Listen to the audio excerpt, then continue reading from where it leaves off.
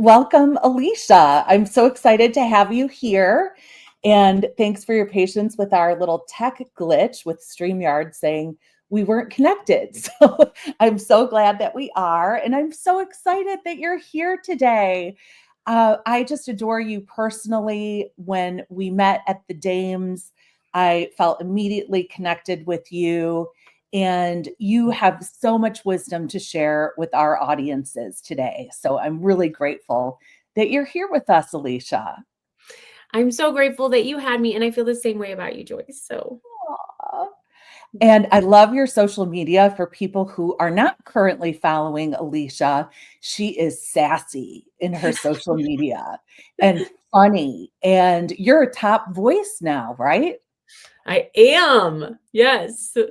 I don't That's know super how, cool. but you know, You've got great content, so I always enjoy reading it. And so before I formally introduce you, I'm just going to talk a little bit as people are logging on that we met through the Dames, which of course is a business networking group and support group for women entrepreneurs with businesses in the 6, 7, and 8-figure range. And I have found that to be just such an enormous support, haven't you? I love it. I love it. It's so hard to find that specific brand of woman that Yes. Megan has a talent for finding and a culture that maintains it. Yes, abundantly minded, badass women supporting one another in business. And I love that we can all learn from one another. And I love what I'm learning from you, both through your book, Black Sheep Sales. Congratulations on your book. And through your content. And you had me as a guest on your podcast, which what is it? Sales is not a dirty word. Very cool. Yeah. And money's not a dirty word either. That's true. And that's why I think our content goes so well together. For those of you who aren't familiar with me, I am a licensed psychotherapist and an expert in the interconnection between our mental health and our financial wellness. I'm a keynote speaker and corporate trainer. I'm also the author of The Financial Mindset Fix. So I think people should get both of our books in a bundle. Wouldn't that be fun? Oh, that would be fun. Ooh, that's a good I idea. Yeah. I would love that. Yeah, I find your sales approach so refreshing, and I'm sure all our viewers will as well. So now I'd like to take a moment, Aleasha, to formally introduce you. Okay. And this is Alicia's formal bio. Aleasha has always looked like a suburban kid and now a suburban mom. And for that reason, it surprises people when she opens her mouth. There's that sass I love. She's always been a black sheep in pretty much every way that you can imagine, and is on a mission to take back the term and turn it into a positive. She is one of the only sales experts with 15 years of experience creating sales strategies and messaging customized to your offer, audience, and personality. I love how you drive home authenticity. It's so important. So important. Because of her personality driven approach, which is of course what I fell in love with when I met you, her methods makes much sales much faster by providing powerful alternatives to uncomfortable mainstream sales strategies. As a result, they empower business owners to effortlessly convert up to 80% of their leads without pressure, pitching or pretending to be someone else. In her sales career, she and others have sold tens of millions of dollars in offers with her proven personalized approach, the Black Sheep Sales Method. Aleasha, welcome, and please say a brief hello. Ah, thank you so much, Joyce. I'm so excited to be here. People who love you are people that I love. So I'm excited to meet all these people. Likewise, I think we have a great cross pollination here with our contacts on both ends coming together to learn. And the reason that I invited you here is because Historically, I've been working as a licensed therapist. I had a private practice, a group practice. I was very focused on marketing, but not exactly one-to-one sales. I Mhm. did notice that as I built my practice, our first sessions with our therapy clients are a bit like a discovery call. And there Mhm. is a sales component to sort of explaining the process and agreeing to continue to work together. And I know many therapists have struggled with that because we're not trained in business. We're not trained to talk about money. We're not trained about how to set up that type of relationship. And as I've transitioned to professional speaking, I've really struggled with my sales process. So I know other fellow speakers that I collaborate with through the National Speakers Association and through the DAMES also struggle. So I hope that this time together is going to be illuminating for people like myself that feel a little awkward about sales. I hope so. Those are my favorite people because the reason you feel awkward is because you really care. That's so nice. It is because we really care. And then on the financial end, as a financial mindset person, I notice sometimes that when I have scarcity mindset, when my business isn't going well, I become panicky and kind of um, super attached to any leads that come in and Yeah. can sometimes come across as a little bit desperate Mm. or almost like I'm begging the client Oh, to sign for with me. And that's not, it doesn't, it's not cute, right, Aleasha? yeah, that's a terrible feeling for you to feel like you're doing nobody wants to feel like they have to convince somebody. And it isn't serving our worth. We're not embracing our worth, and our self-worth leads to net worth. So if we can embrace our worth and be confident going into the meetings about our value that we offer, I'm sure that that helps. Absolutely. And also, like the philosophy behind Black Sheep Sales Method is if it's a fit, it's a fact, and there's no selling involved.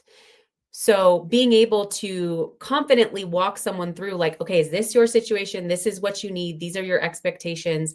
That's what I do. All of a sudden, you can get really confidently excited about having the result and impact on that person. And it's not forced or a guess or uncertain. It's just very true. You can stand in your expertise. How would you describe, I love how you have a character that you talk about in your social media called Salesy Steve. And how would you describe Salesy Steve's approach and why is it not working for many people?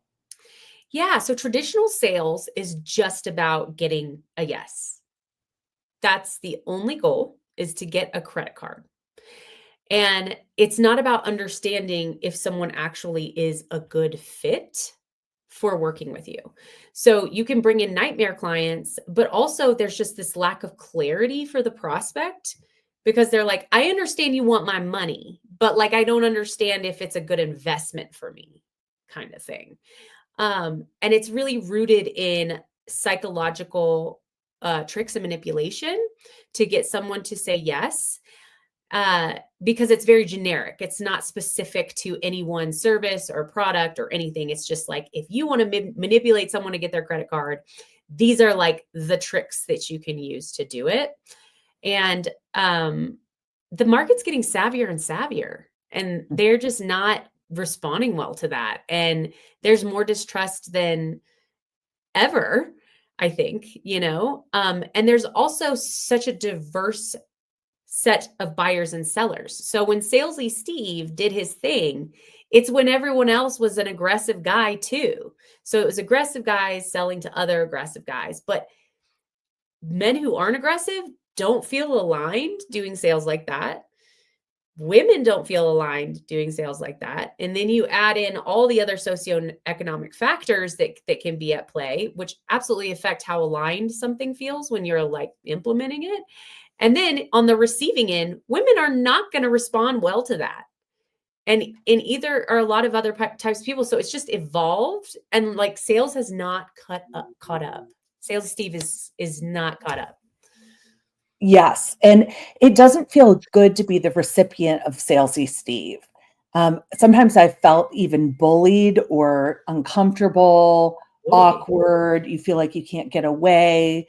Sometimes it even brings me to almost rudeness, needing to say no and set like a firm boundary because I feel so uncomfortable. So that's not very good in terms of rapport building. No, I mean, part of that strategy is making someone feel uncomfortable because they will feel so uncomfortable that they'll say yes to get away from you.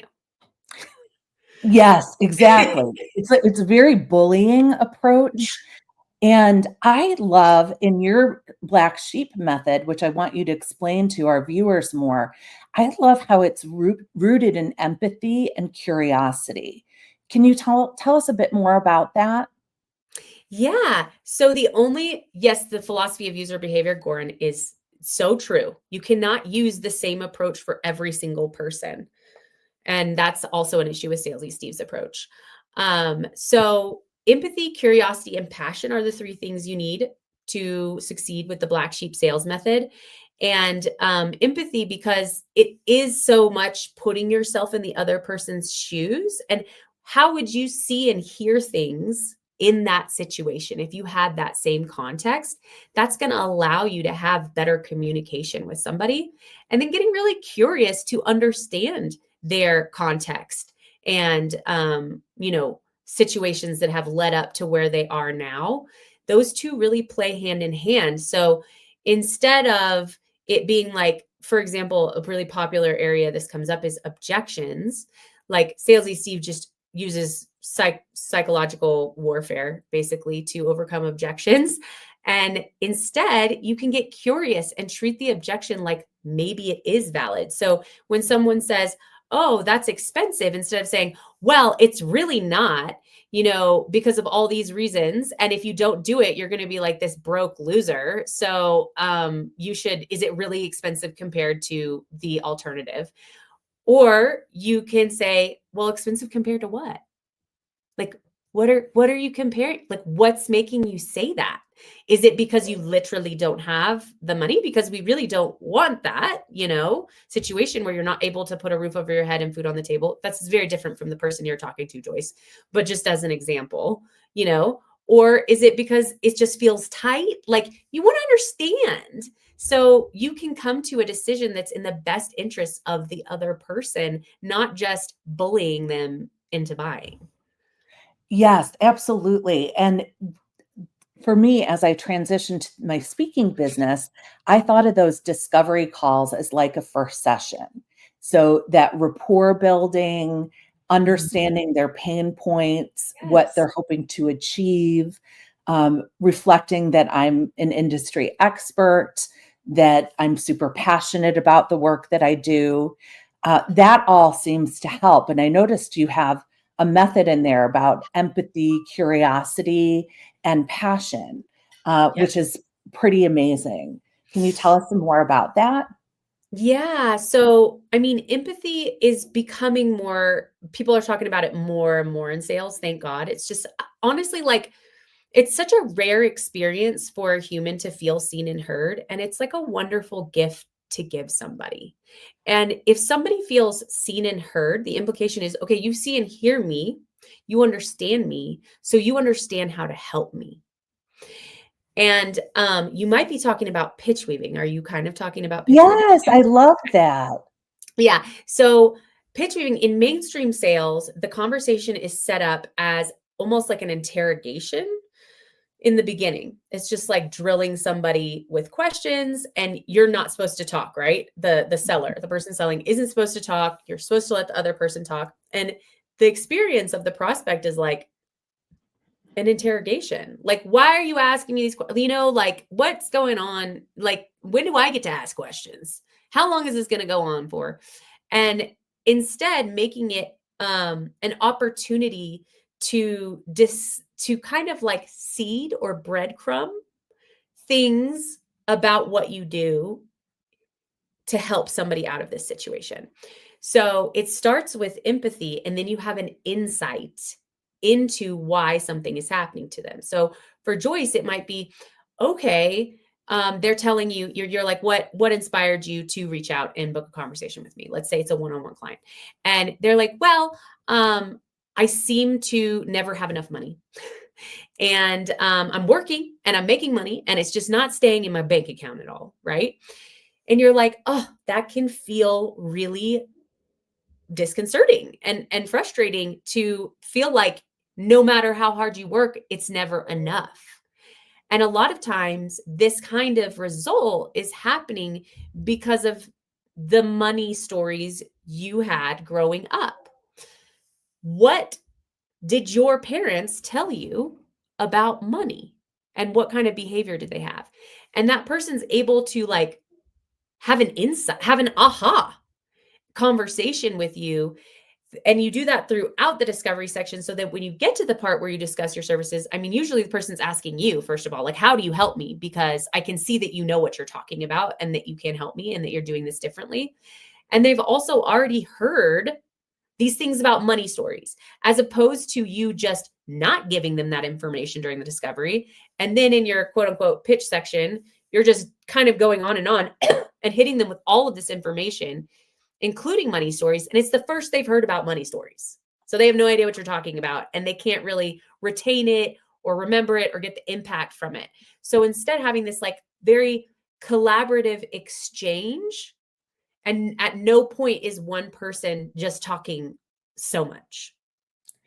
How that sounds so much more comfortable, and it sounds like a conversation, a discussion in which the person who is selling is learning about their prospective client in a very human, conversational way, and then also providing those breadcrumbs of expertise and knowledge and authority that I'm sure are confidence inspiring for the client to continue the conversation and continue moving forward. So, what a great method. Your pitch weave method is wonderful. I love how you have case examples in your book. I know I'm going to have my team implement these strategies. We're actually putting together kind of a checklist or guideline for our discovery calls, and the questions that we want to ask, the information we want to glean. And one of the things that I really loved was, and I wrote it down here, you said basically to detach from the sale. It's about the prospect's interests and needs. And that really resonated with me. Can you tell me why that's important? Yeah. So in sales, like a lot of times you hear people who like had these horror stories and they're like, I was so bad at sales until I figured it out, right? Okay, I don't have one. I was always a natural at sales. And there are other people who are natural at sales and they do what I do naturally. And when you ask them, well, what do you do? Like, how do you sell so much? They're like, well, I don't really sell. And it's like, well, what does that mean? I don't know what to do with that, you know? And the reason that they say that is that they're literally telling someone if they shouldn't buy from them because it's not what they need right now. Hmm. Or if they should do something else first and then come back. Like, actually, you're not at the point where this is going to benefit you as much as it could.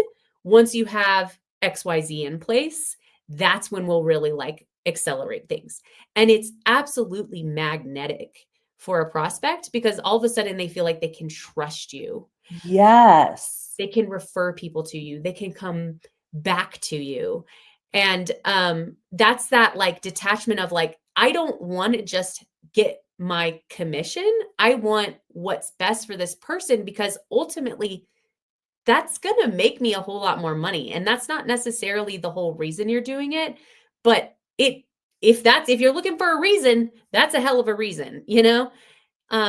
So sometimes I give this example of like, if a salesperson was selling someone a Facebook ad service and a business was brand new and came to them and said, I want to do Facebook ads. Now that salesperson knows that if they do Facebook ads and they're brand new, they're not going to get results. And they're probably going to waste a lot of money. And in 3 months, they're going to quit and they're going to be burned and completely discouraged. And they have a choice. They can bring that person in and they can make commission for 3 months or whatever.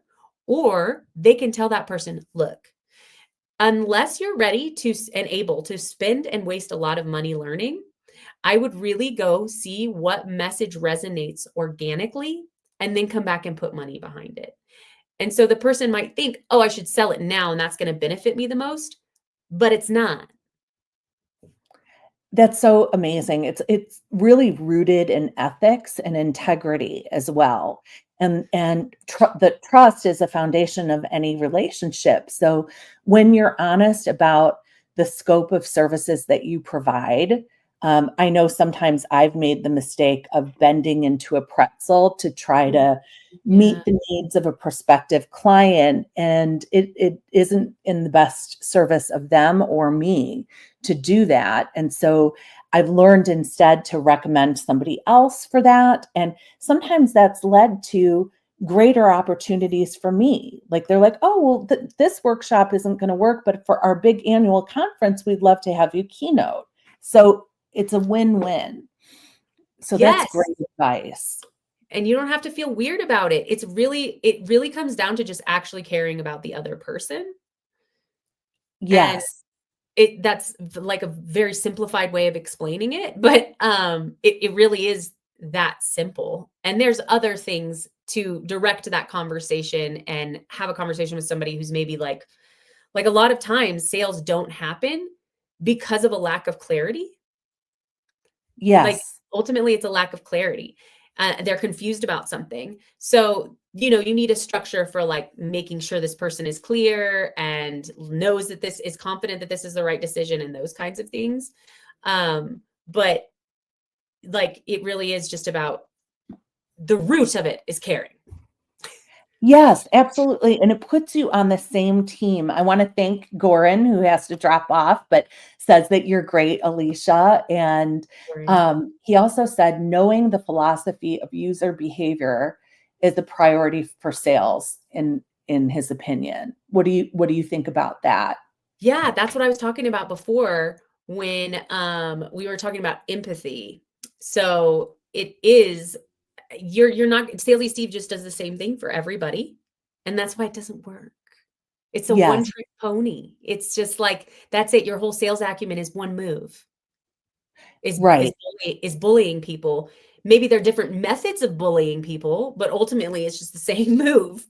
Instead of meeting someone where they're at, helping them understand what you do and how it's different and if that can make an impact for them and those kinds of, and maybe it doesn't make an impact for them and saying, you know what, it's not a fit and that's totally fine. Absolutely. Absolutely. And I love how your method really puts you on the same team as your prospective client. And you're already being a helper with them. It takes out that kind of tug of war sense that I know I can experience with sales, where it's, maybe I have an agenda. I want to get my full keynote rate. Their budget might be less. And, we're kind of doing this little dance that doesn't feel great. So I love your methodology. How do you handle it when I know money is so uncomfortable for many of us? Mhm. And obviously that's one of my areas of expertise is the psychology of money and how that's rooted in our self-worth and our family of origin and culture, gender messages that we've received, and our own self-limiting beliefs. But many of us get really uncomfortable when talking about money and talking about fees. And I noticed that I experience I call it the diva doormat continuum, where sometimes my self-esteem is more on the doormat level, and I give away way too much. I slide my rates because I want the deal to come together. And after I do too many of those, then I flip into diva, where I'm like, I want to be flown first class, and you know all that kind of stuff. Yeah. So we're really something in the middle that's more consistent, that has Mhm. fee integrity, that people can trust is probably where I need to go. What do you think? Yeah, definitely. So, I mean, a lot of that, and I know that we've talked about this before, Joyce, is like filtering some people out. There are people who can't afford you, and that's okay. And maybe there's like a couple of those that you do if you're like really aligned with something they stand for or the impact it's making or something like that. But being able to say, no, like this is the person that I'm gonna talk to, and filtering them out kind of like in the very beginning, like letting them know, like, and discussing the result of what you do. So I think sometimes the fee feeling of it being too expensive is it feels like this is just for an hour of my time. Like I feel bad charging this for an hour of my time. And it's not about the amount of time, because for someone else to convey this message or have the experience and education required to convey that message, it's a whole lot more time than an hour. They're paying for the result of all of the experience you have crafting an impactful experience for an audience. And the ultimate benefit of that is the audience. I mean, you want to tailor it to whatever their goal is, but like this audience is going to talk about this. This audience is going to buy tickets to the next conference there. They're going to share it with their friends. They're going to give really great reviews. It affects all of these key performance indicators for the company. And that's what we're talking about, not the hour.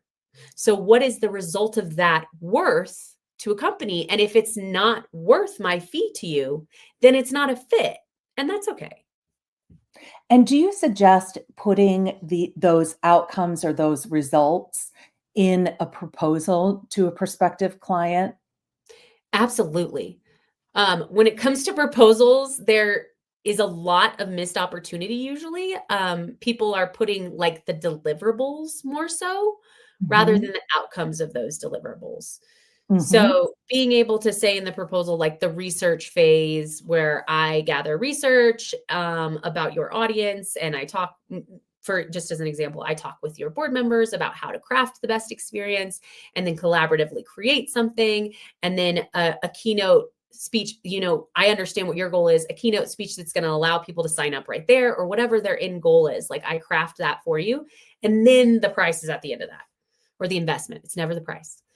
Yes. And what is your opinion, Aleasha, about one thing that I've been working on is if somebody is hiring me for a keynote about mental health in the workplace, in the discovery call, will plant the seed that really to have true lasting change, there needs to be some follow-up. So I discuss all staff webinars or leadership trainings, executive coaching, that type of thing. And I've been really excited when those package opportunities work. I'm not just selling one product, I'm creating a lasting relationship with a client. I love that. I think it's very important. So the other thing that you were talking about with fees and stuff, it's like for you to lower that rate, it would make sense if they moved forward with something that was a longer engagement. Then that can be a lower investment for that one situation because it makes sense as a package, as a longer relationship and that kind of a thing. So being able to discuss those, I mean, that's like standard in any sales conversation, right? You commit for a longer time, it's going to be a lower rate. You buy more of it, it's a lower rate. So Yes. like sometimes lowering it for the upsell opportunity or the volume opportunity is very smart, because sometimes people just don't want to invest so much at first because they don't know if you're legit. Yes, exactly. And so that's what I've done. If people purchase one webinar, it's a higher price. Two, it's discounted a bit, and three, it's a really great opportunity for them, and it gives me work, throughout the year, which is great. So I love that. Uh, I read in your book where, and this is my problem. I start talking too much after I say my price. And I'm justifying it. I'm sounding defensive, and then I even sometimes sound like I'm begging. Um, can Okay. you explain can you explain the psychology of that and how we can not do that? Yeah. So mainstream sales recommends that you are dead silent after you say the investment. Like you shove your fist in your mouth, you put the phone on mute, you pinch yourself. They have really weird strategies for making you be silent, because it is so common for someone to then start blabbing and justifying the price. So a lot of people feel really awkward about being silent after the price. It feels like this peacock showdown. They even have a saying like the first person to speak loses. It's very power play feeling, which is in line with like Salesy Steve's entire process, right? The whole thing is a power play, and he's trying to show that he has more power than the prospect. And I know more, and I'm better, and I'm above you. And this happens a lot, like what you're talking about with the feeling like less than. It feels like a power struggle for a lot of people. Like you have the power to reject me, right? Like Yeah. you have the power to say no. And so I feel like I'm at this in this lower position, and I have to convince you, rather than, like you said, the black sheep sales method is we're on the same team. If it doesn't make sense for you, I don't want to do it. If it doesn't make sense for me, I don't want to do it. And I wish you all the best. And we all deserve to like work with the people that make the most sense for our business and our budget and blah, blah, blah. So How that, freeing.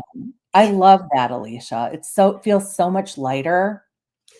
yeah, it's just like no judgment, right? And so instead, like of being silent, because it feels so uncomfortable, especially if you're just not that kind of person that likes sort of like, making people feel small, like you don't Right. enjoy doing that to people, No. um, then it feels really awful. So what I say instead is to continue that collaborative conversation after you mention the investment. Say, is that investment realistic for you right now? There's no way you're going to keep talking after that because you asked a question, and it's continuing that collaborative, transparent conversation where the person says, maybe not right now, maybe later, or, it could be. And you're like, okay, well, what else is going on? Are you investing in some other things right now? Do you have other priorities? Like you can have this collaborative conversation about whether it makes sense based on what's going on. Awesome advice. Thank you so much. Super helpful. So, with someone struggling with sales, what is one immediate change they can make to see results? I would say to stop talking about the deliverables of what you do. Like, so for example, webinars and a keynote. We're not going to say that, right? We're going to Yeah. say an impactful kickoff to a mindset shift within the organization that creates better employee retention, and a maintenance plan of ongoing workshops that strengthen that feeling of self-worth and that skill that's so necessary for resilience within a workplace and fulfillment within a workplace. That's so wonderful. And the fact that you could do that so quickly, you obviously are an enormous expert in this for your clients. And so what kind of clients work with you? Like what are their industries? Yeah, so it's usually a done for you service provider. So somebody who is selling their own service. And so like an agency, marketing agencies, recruitment agencies, operations consultants, any of that stuff. It can also be corporate trainers, somebody who's selling like, I'm going to do this for you type of thing. And I create something that is predictable, a structure and a system that creates predictable sales.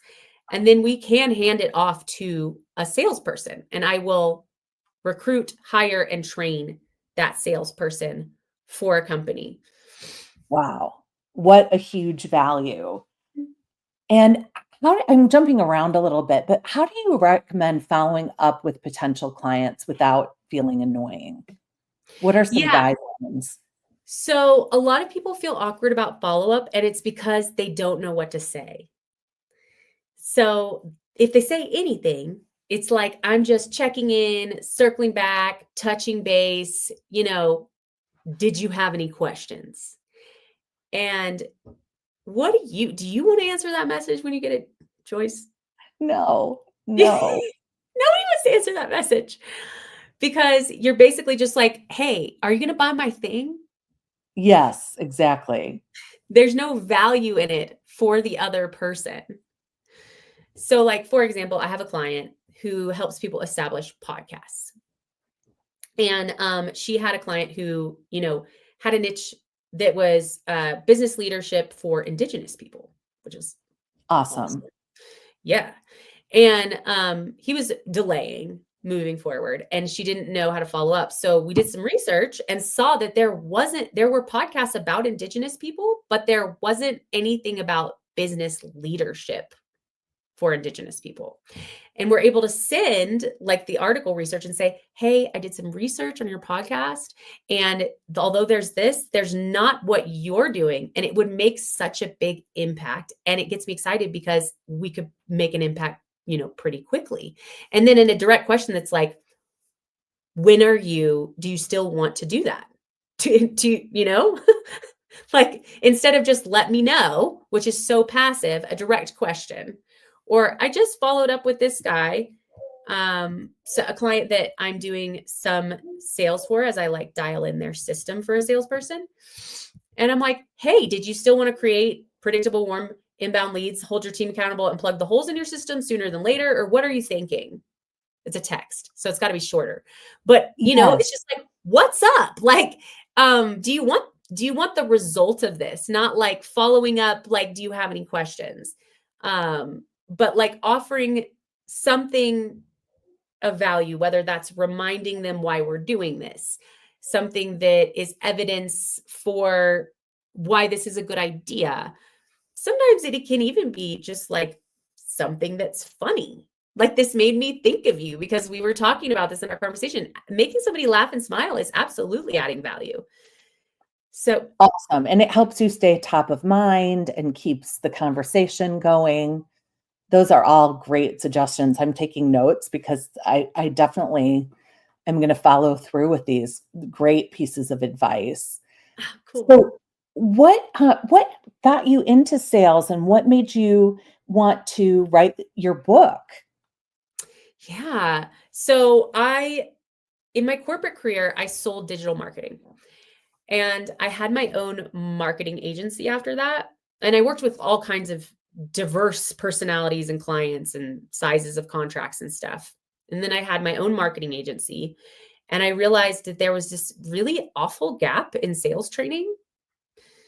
And that there was just this one perspective pretty much promoted. And it was this like aggressive, salesy Steve thing. And there were a lot of business owners who were like, I'm a good person and I like what I do and I have to figure out how to sell it or I'm not going to have a business. And they just really didn't have any resources. And honestly, I really miss sales and I loved making it easier for people.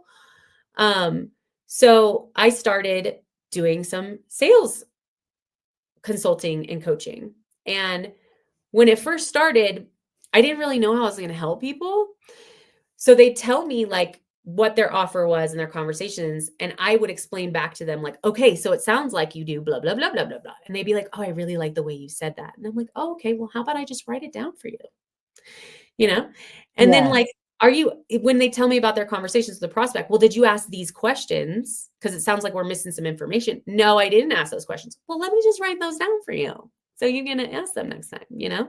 Very generous.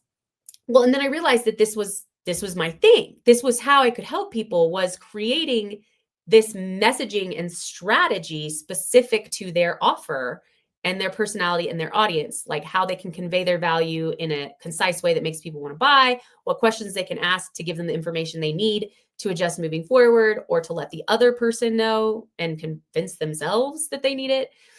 And then I did so many of these frameworks that I started to see patterns in the frameworks. I had a pattern Brilliant. that I was following, and that became the black sheep sales method. I love it. And tell us about black sheep. I know the story because I am a black sheep, but tell us why you picked that term and what it means to you about your business. Yeah, so business is such an evolution. You kind of like you want to be able to pick a name that lets other people know what you are in an instant, right? And who you're serving. And it's especially hard in the sales space to see many different just because it's so saturated and sales experts are really good at selling, right? So they're saying that they're custom and they're not custom, right? The custom has lost its meaning. Um, so I initially started with subtle selling, and like nobody really knew what that meant, you know? So I then shifted to introverts because in every sales organization I've ever been in, the quiet person was the leader, not the chatty one.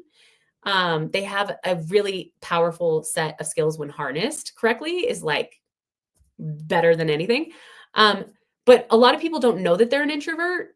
So I was missing like a huge piece of the audience because they think it's about being shy or confident, and it's not. That's like a confidence thing.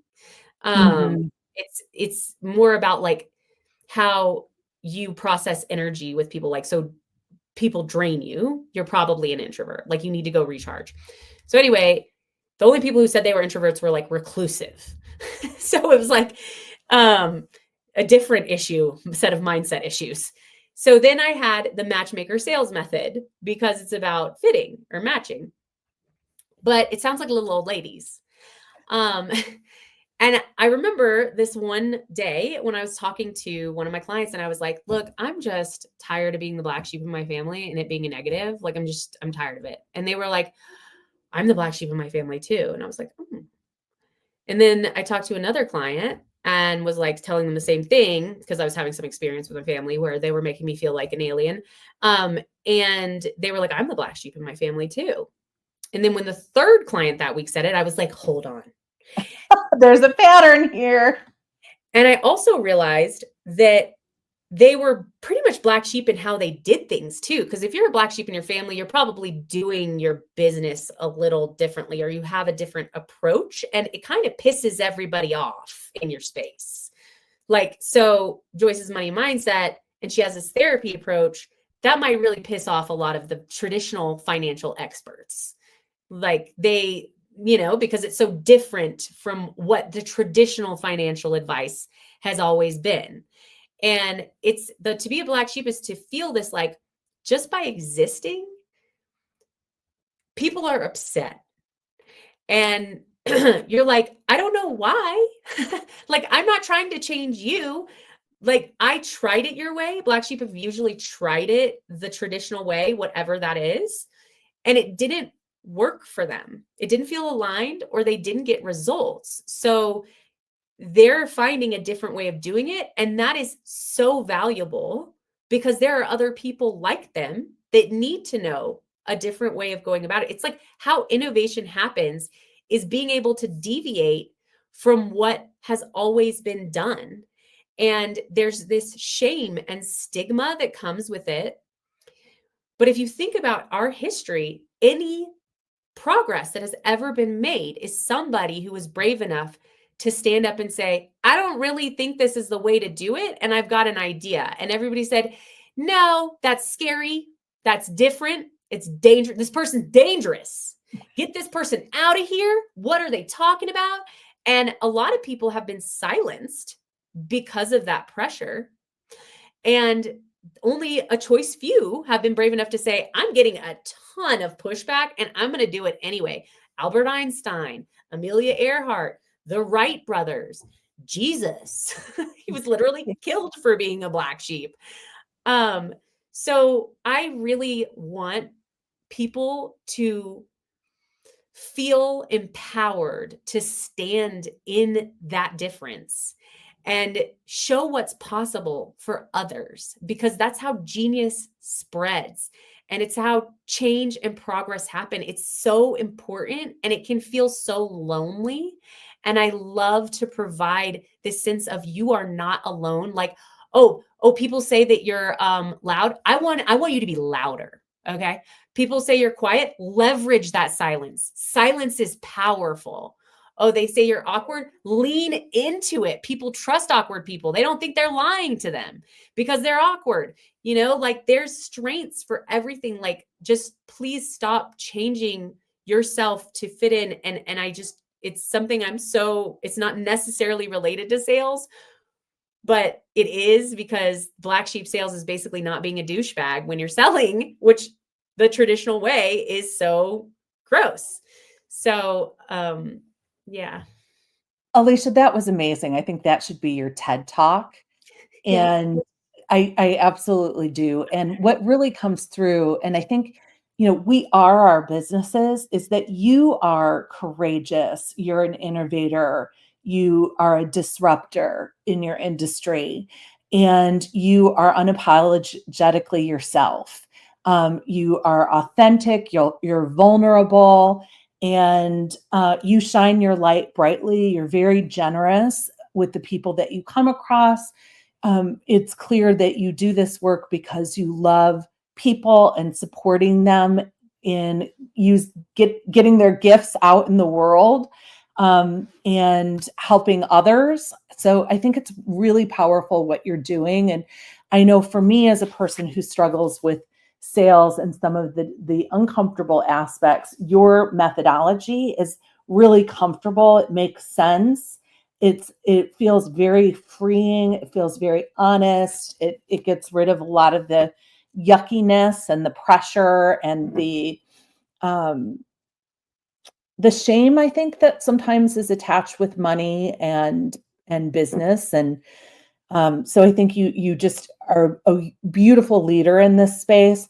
Do you have any promotions or offerings that you're extending right now?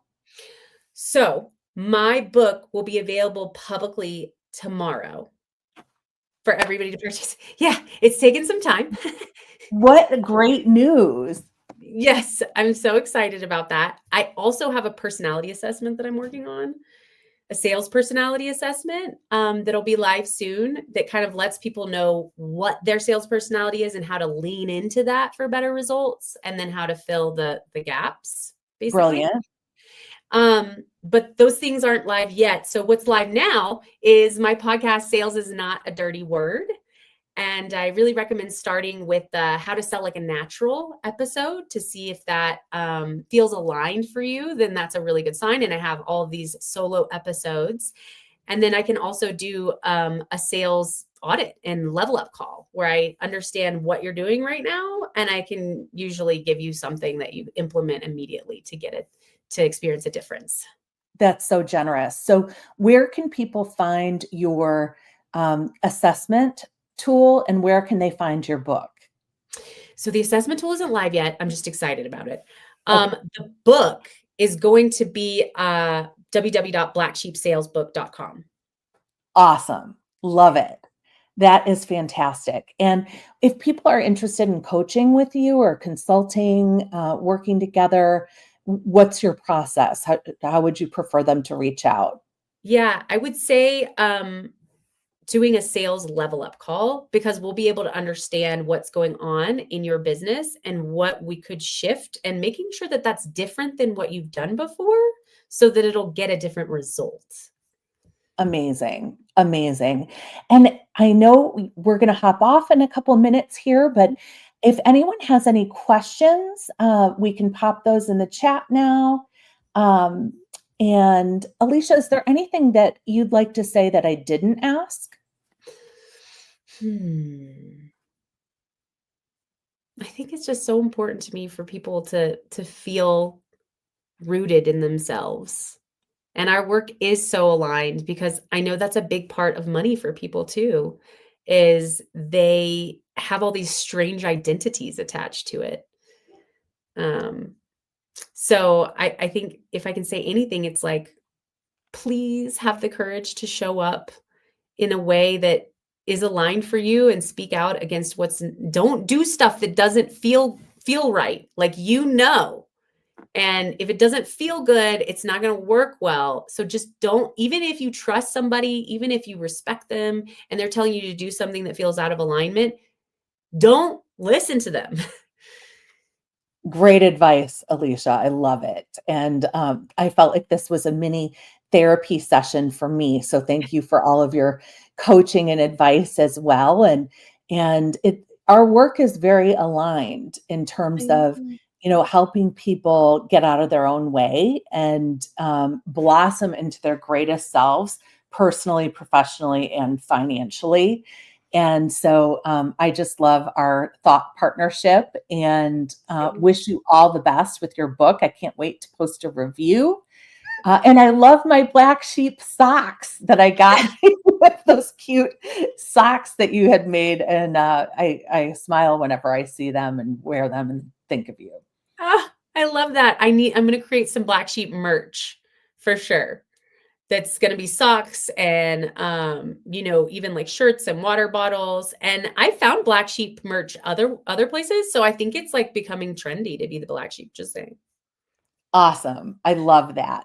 Well, thank you to everybody who's watching this and who attended and who will watch the replay. And Aleasha, thank you so much for your time and expertise. This was really valuable. I know it's going to help a lot of us. Thank you so much for having me, Joyce. My pleasure. Mwah. All right, signing off, friends. We'll see you next time. Bye.